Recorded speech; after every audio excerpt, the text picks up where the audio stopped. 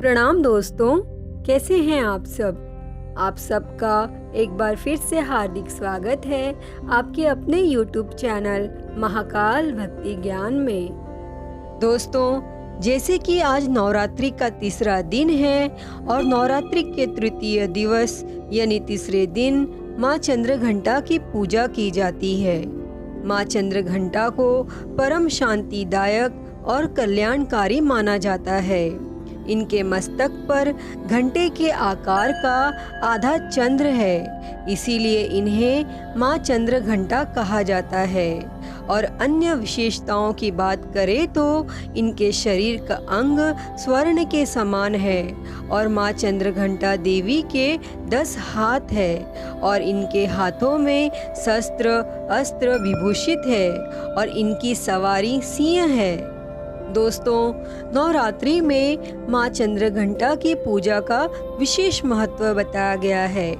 मान्यता है कि जो भी व्यक्ति नवरात्रि में माँ चंद्रघंटा की पूजा विधि पूर्वक करता है उसे अलौकिक ज्ञान की प्राप्ति होती है और इस देवी की पूजा और उपासना से साहस और निडरता का बोध होता है तथा जो व्यक्ति माँ चंद्रघंटा की पूजा करते हैं उन्हें तो माँ सौम्यता और विनम्रता का भी आशीर्वाद प्रदान करती है। दोस्तों, माँ चंद्रघंटा की पूजा करने से रोगों से भी मुक्ति मिलती है। तो आइए अब सुनते हैं माँ चंद्रघंटा के व्रत की कथा। तो आप सभी से विनम्र निवेदन है कि यह कथा अंत तक जरूर सुने।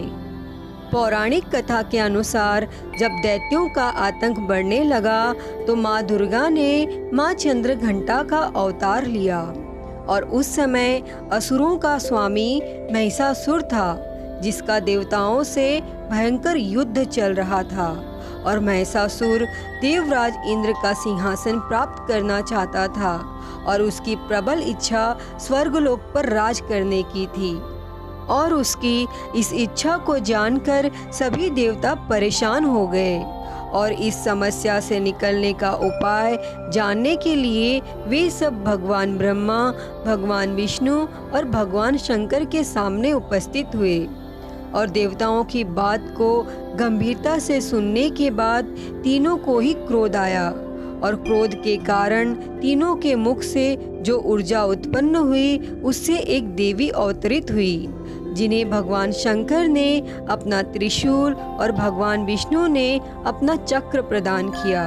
और इसी प्रकार अन्य देवी देवताओं ने भी माता के हाथों में अपने अस्त्र सौंप दिए।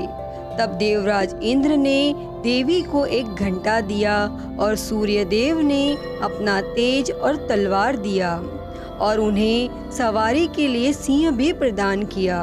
तथा इसके बाद माँ चंद्रघंटा महिषासुर के पास पहुंची और माँ का यह रूप देखकर महिषासुर को यह आभास हो गया कि उसका काल अब आ गया है। तब महिषासुर ने माँ पर हमला बोल दिया और इसके बाद सभी देवताओं और असुरों में भयंकर युद्ध छिड़ गया और माँ चंद्रघंटा ने महिषासुर का संहार कर दिया और इस प्रकार माँ ने सभी देवताओं की रक्षा की। हे माँ चंद्रघंटा, इस कथा को कहते सुनते और हुंकारा भरते कि सदैव रक्षा करना। जय माँ चंद्रघंटा। तो दोस्तों, यह थी माँ चंद्रघंटा की कथा। अगर आप लोगों को यह वीडियो पसंद आई हो तो प्लीज़ लाइक करें, शेयर करें, कमेंट करें और मेरे चैनल को सब्सक्राइब कर नोटिफिकेशन बेल को ज़रूर ऑन कर लें। हर हर महादेव। धन्यवाद।